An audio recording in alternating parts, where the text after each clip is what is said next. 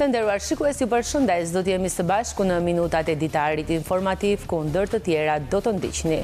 Kryetari i Këshillit Drejtues të Radio-Televizionit Shqiptar, Fation Hoxhallari, deklaroi në Kuvend se RTS ka ndërmarrë hapa konkret për rimodelimin e institucionit sipas standardeve më të mira evropiane. Gjatë prezantimit në Kuvend të raportit vjetor të punës së RTS-s, Hoxhallari vuri theksin tek nisja e një reforme të thellë dhe gjithëpërfshirëse në transmetuesin publik. Ministrja e Arsimit Mirela Kumbaro mori pjesë në ceremoninë e diplomimit të Fakultetit të Gjuhëve të Huaja, ku diplomua brezi i ri i përkthyesve, mësuesve dhe gjuhëtarëve. Ajo theksoi rëndësinë e ndërkombëtarizimit dhe profilizimit të universiteteve shqiptare dhe uroi studentët për arritjet e tyre. Ministri i Mjedisit Sofjan Jaupaj së bashku me kryetaren e Bashkisë së Përmetit vizituan kantierin e qendrës së vizitorëve në Përmet. Projekti do të ofrojë një dritare drejt Parkut Kombëtar të Vjosës dhe do të rivitalizojë stadiumin kulturor, gurin e qytetit, duke u kthyer në një muze që lidh historinë me natyrën. Bashkia e Tepelenës ka afishuar listat e zgjedhësve për zgjedhjet e 9 nëntorit, 11.658 votues, të ndarë në 22 qendra votimi, do t'i drejtohen kutive të votimit. Qytetarët mund të kontrollojnë emrat e tyre në qendrat e votimit para ditës së zgjedhjeve. Bashkia e Tepelen përbëhet nga 4 njësi administrative: Tepelen, Qendër Tepelen, Kurvelesh dhe Lopës, me 24 fshatra. Kryetari i Këshillit Drejtues të Radio-Televizionit Shqiptar, Fation Hoxhallari, deklaroi në Kuvend se RTS ka ndërmarrë hapa konkret për rimodelimin e institucionit sipas standardeve evropiane. Gjatë prezantimit në Kuvend të raportit vjetor të punës së RTS-s, Hoxhallari vuri theksin tek nisja e një reforme të thellë dhe gjithëpërfshirëse në transmetuesin publik. Kryetari i Këshillit Drejtues të Radio-Televizionit Shqiptar Fation Hoxhalli paraqiti në Kuvend raportin e veprimtarisë së RTS-s për vitin 2024, duke evidentuar sfidat, arritjet dhe nevojën për një reformim të thellë të institucionit. Për sa i përket informacionit, RTS ka vijuar të ruajë pavarësinë editoriale dhe paanshmërinë e transmetimit të lajmeve. RTS është përballur me një numër të konsiderueshëm çështjes gjyqësore. 84 procese gjatë 2 viteve të fundit, që kanë prodhuar ose kanë potencialin të prodhojnë një barë financiare prej mbi 200 milion lekësh. Hoxhalli theksoi se periudha e raportimit përfshin një fazë tranzitore, nga e cila janë trashëguar shumë problematika. Raporti i vitit 2024 tregon qartë se zbatimi i rekomandimeve të Kuvendit ka qenë vetëm pjesërisht i realizuar. Sipas kryetarit të Këshillit Drejtues të Radio-Televizionit Shqiptar, pavarësisht sfidave, ky institucion ka ndërmarrë hapa konkret për modernizimin e menaxhimit financiar, përmirësimin e transparencës dhe ristrukturimin e veprimtarisë programore. Prej muajit maj 2025 e në vazhdim, RTS është detyruar të operojë me një plan strikt të likuidimit gradual të detyrimeve të akumuluara. Ndërkohë që programacioni i sezonit të ri ka ulur në minimum bashkëpunimet e jashtme, me qëllim mirëmenaxhimin jo vetëm financiar, por edhe shfrytëzimin më të mirë të burimeve njerëzore të brendshme. Në bashkëpunim me Bashkimin Evropian të Transmetuesve Publik, EBU, RTS po zbaton një plan transformimi që synon rishikimin e mënyrës së financimit, përmirësimin e efikasitetit të brendshëm dhe forcimin e pavarësisë editoriale.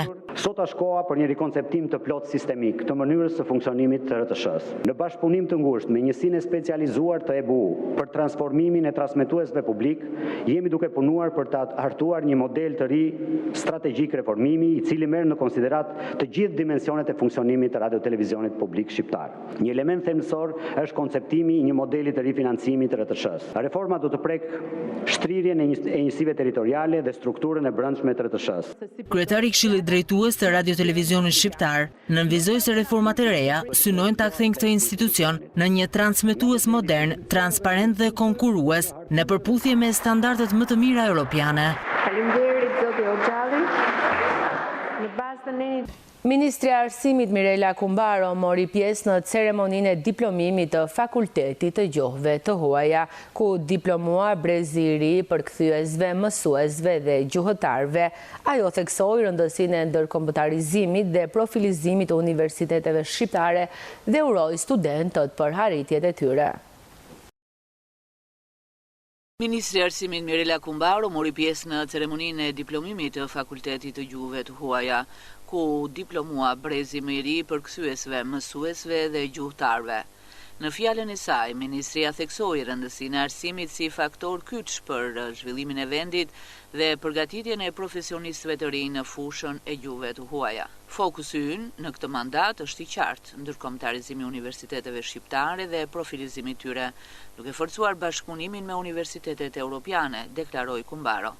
Rikthim shumë i bukur, por kuptoj që një traditë e nisur në Fakultetin e Gjuhëve të Huaja, që kur unë isha studente, quhej Fakulteti i Historisë Filologjisë, dhe këtu shikoj prap tani që e kthej kokën shumë kolegët mijat të anglishtes, një pjesë i kam pasur student, një pjesë koleg, bashkohës. Më vjen shumë mirë që rigjendemi në një ditë shumë të shënuar për ju edhe për prindit tuaj. Ministri Kumbaro vlerësoi rolin e Fakultetit të Gjuhëve të Huaja në përgatitjen e specialistëve të komunikimit ndërkulturor dhe nënvizoi se investimi në dije mbetet një nga prioritetet e politikave arsimore. Janë 2 breza që diplomohen sot në bachelor edhe në master. Të dish një gjuhë të huaj sot, të dashur student, nuk është në një çudi. Kudo që shkon sot në për Shqipëri, takon njerëz që punojnë në profesionet ndryshme dhe flasin gjuhë të huaja. Por ju keni zgjedhur me dëshirë dhe keni bërë një zgjedhje shumë bukur që gjuhën ta keni profesion. Edhe kjo është një merit sa e prindërve tuaj që ju kanë besuar në ato korridore, po aq edhe gjithë trupes pedagogjike të Fakultetit të Gjuhëve të Huaja që përcjell një traditë shumë të ershme, shumë të bukur për disa prej profesorëve që na ka mësuar ne. Në përfundim, ministria uroi studentët e diplomuar për arritjet e tyre dhe i inkurajoi të vijojnë zhvillimin profesional në fushën që kanë zgjedhur. Ministri i Mjedisit Sofian Jaupaj së bashku me kryetaren e bashkisë Përmet, Alma Hoxha, vizituan kantierin e qendrës së vizitorëve dhe theksuan se projekti do të ofrojë një dritare drejt parkut kombëtar të Vjosës, gjithashtu do të rivitalizojë simbolin kulturor, gurin e qytetit, duke e kthyer në një muze që lidh historinë me natyrën. Ministri i Mjedisit, Sofian Jaupaj, i shoqëruar nga kryetaria e Bashkisë së Përmetit, vizitoi kantierin e ndërtimit të qendrës së vizitorëve, e cila po merr formë ditë pas dite. Projekti synon të shërbejë si një dritare e re drejt parkut kombëtar të Vjosës, duke ofruar mundësi edukimi dhe eksplorimi për vizitorët. Është një lum i cili nuk kalon vetëm në zona natyrore, por ka edhe 7 qytete që përshkon.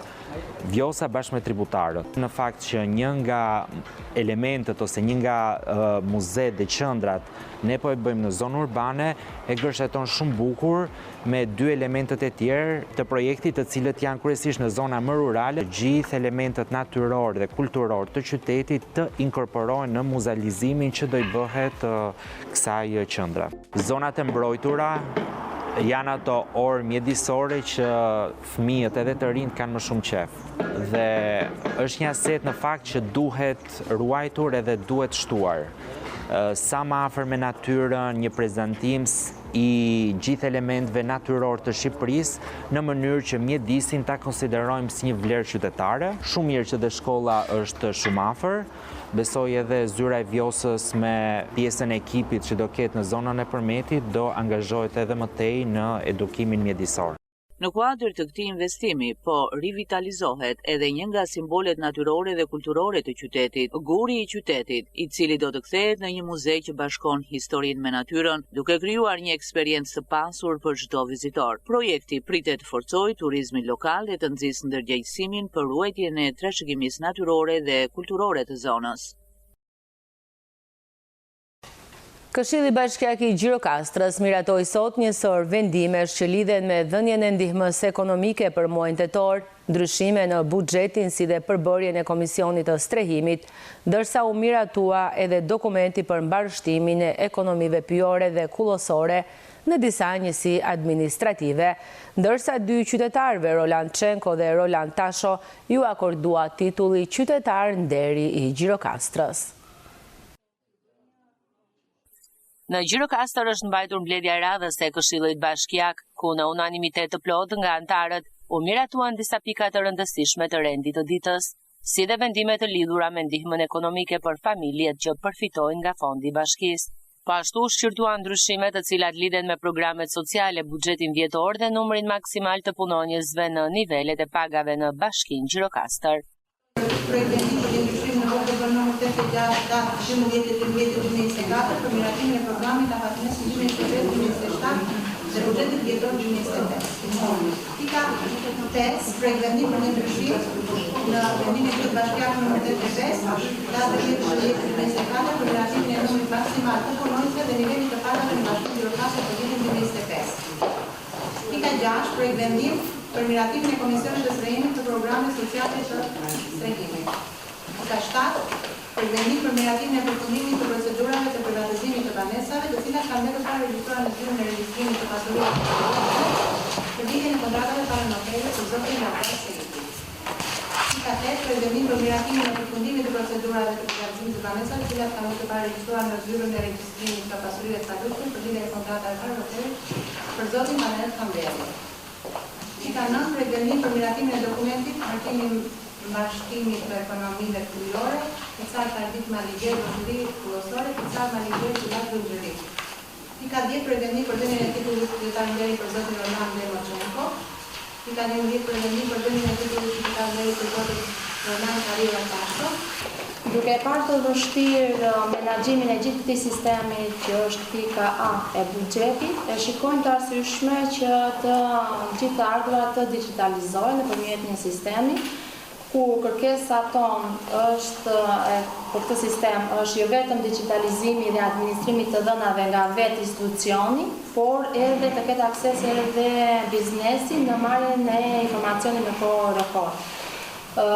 Burimi financimit do jenë të ardhurat e Bashkisë Gjirokastër, kosto fillestare është 2 milion lekë vetëm për ngritjen e moduleve të këtij sistemi. Këshilli Bashkiak Gjirokastër vjon punën për vendime që prekin drejt për drejt jetën e qytetarëve dhe zhvillimin e komunitetit. BSK Tepelenës ka afishuar listat e zgjedhësve për zgjedhjet e 9 nëntorit, 11.658 votues të ndarë në 22 qendra votimi do t'i drejtohen kutive të votimit. Qytetarët mund të kontrollojnë emrat e tyre para zgjedhjeve, ndërsa BSK Tepelen përbohet nga 4 njësi administrative: Tepelen, Qendër Tepelen, Kurvelesh dhe Lopës me 24 fshatra. 11.658 zgjedhës në 22 qendra votimi do t'i drejtohen kutive të votimit për të zgjedhur kreun e ri të Bashkisë Tepelen në 9 nëntor. Nga sot të gjithë këta zgjedhës mund të verifikojnë emrat e tyre në listat që janë afishuar pranë vendeve publike dhe qendrave të votimit. Procesi deri tani ka ecur normalisht, janë regjistruar 2 kandidatë, një kandidat nga Partia Socialiste dhe një tjetër i pavarur po me mbështetjen e opozitës. KZAZ-ja Tepelen përbëhet nga 7 antarë që janë të kombinuar të pozitës dhe të opozitës. Kemi patur frymën e mirëkuptimit, kemi bërë të gjitha procedurat ligjore, regjistrimin e kandidatëve, tani jemi duke regjistruar antarët e qendrave të votimit dhe të grupeve të numërimit dhe çdo gjë deri tani ka ecur normalisht. Sipas të dhënave, deri tani ky proces nuk ka patur problematika. Deri në momentin që po japim këtë intervistë, nuk kemi pasur ndonjë problematik apo ndonjë konflikt në procesin e ecurisë së KZAZ-s Tepelen. Në Bashkinë Tepelen për zgjedhjet e 9 nëntorit garojnë Gramos Sako nga Partia Socialiste dhe Gabriel Gurma si pavarur me mbështetjen e forcave të opozitës. 15 studentë të Universitetit e Qerem Çabej kanë përjetuar eksperiencën Erasmus Plus gjatë vitit të kaluar akademik. Përvojat e tyre ata i kanë ndarë me studentët e tjerë gjatë një takimi të organizuar me qëllim për fshirjen e sa më shumë të rinjve në këtë program. Prej vitesh, Universiteti i Gjirokastrës ofron për studentët e tij programet Erasmus+, një mundësi që u jepet të rinjve për të njohur me jetën në universitete europiane, miqësitë e reja, përfitimet akademike dhe rritjen personale që sjell mobiliteti Erasmus+. Përvojat e tyre nga udhëtimet akademike në Spanjë, Itali, Greqi e Poloni ata i ndan gjatë aktivitetit Infodej Erasmus+, horizonte të reja, shkëmbime dhe projekte, organizuar nga sektori koordinimi ndërkombëtar, projekteve dhe kërkimit shkencor. Ka bërë një mobilitet për 3 muaj në qytetin e Polonis, në Ostrovic, atje kam bërë praktik në spital. Ka qenë një përvojë e bukur, kemi mësuar shumë në pavionin e urgjencës, kisha shumë kushte të ndryshme, pacientët trajtoheshin në një mënyrë më të veçantë. Spitali kishte kushte më të mira për të mësuar më shumë rreth punës që unë do bëj në të ardhmen time. Kemi qenë në Valencia, për degën ku ne studiojmë për kontabilitet financë. Aty ishte një eksperiencë, ishte hera ime para aty, ishte një eksperiencë shumë e bukur dhe mezi presje nëse është mundësia ta bëj përsëri.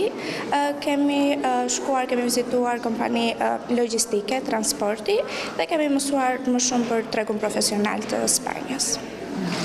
Ja ka vlejtur? Po, patjetër, dhe ja u sugjeroj të gjithëve që ta provojnë të paktën një herë si eksperiencë në 3 vitet e studimit në universitet. Ju në që vit jeni? Tek viti 3 bachelor. Zëvendës rektoria Merita Isaraj, gjatë këtij takimi ndër të tjera ndau edhe lajmin e krijimit të rrjetit Erasmus+. Është një nga takimet më të veçanta që kemi besoj studentëve të vitit parë, studentë infermierisë dhe të gjitha programet e tjera të studimit. Kam kënaqësinë dhe mundësinë që t'ju uroj sukses e këtë vit akademik. Është një takim i veçantë sepse i kushtohet plotësisht. Universiteti jon ka një pikë shumë të fortë, programet dhe projektet Erasmus, veçanërisht të fokusuar edhe te studentët.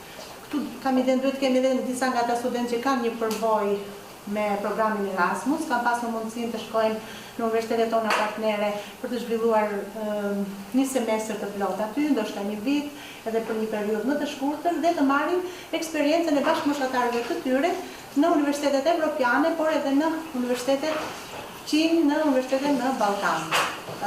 Ne kemi marrë një iniciativë, Zyra e Marrëdhënieve me Jashtë ka marrë një iniciativë që të krijojë një rrjet, një network të studentëve që do të jenë pjesë Erasmus dhe të gjithë ju do të bëheni pjesë e tij. 15 student kanë udhëtuar drejt Italisë, Polonisë, Greqisë e Spanjës në kuadër të Erasmus+ vitin e shkuar akademik, ndërsa 19 kanë ardhur nga Spanja dhe Polonia në Gjirokastër. Fshati Xari në bashkinë e Konispoli të ruan traditat e hershme të zonës ku bujqësia dhe blegtoria mbeten baza e jetesës për banorët. Në këtë periudhë vjeshte, familjet mbledhin prodhimet e agrumeve dhe ullinjve.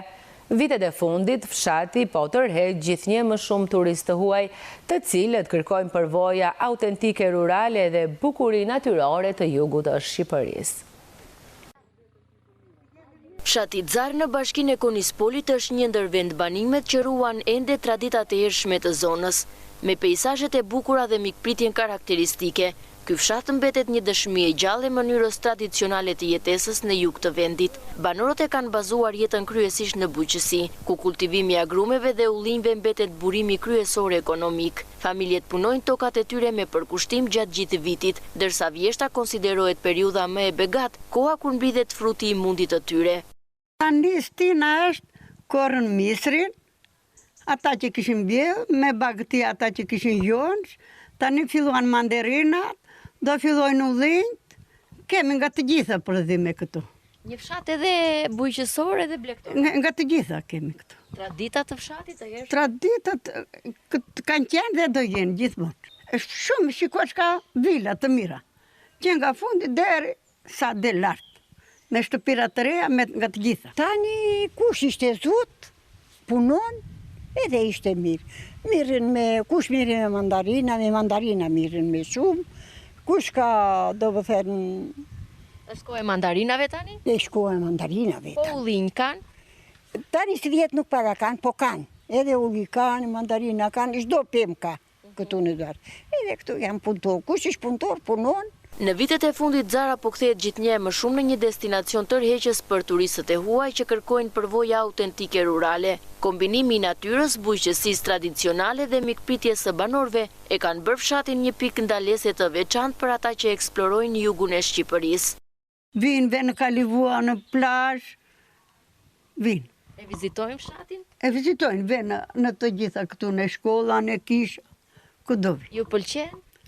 Tani, se fshatën e pëlqen, shumë gjë e mirë, shumë gjë e mirë është.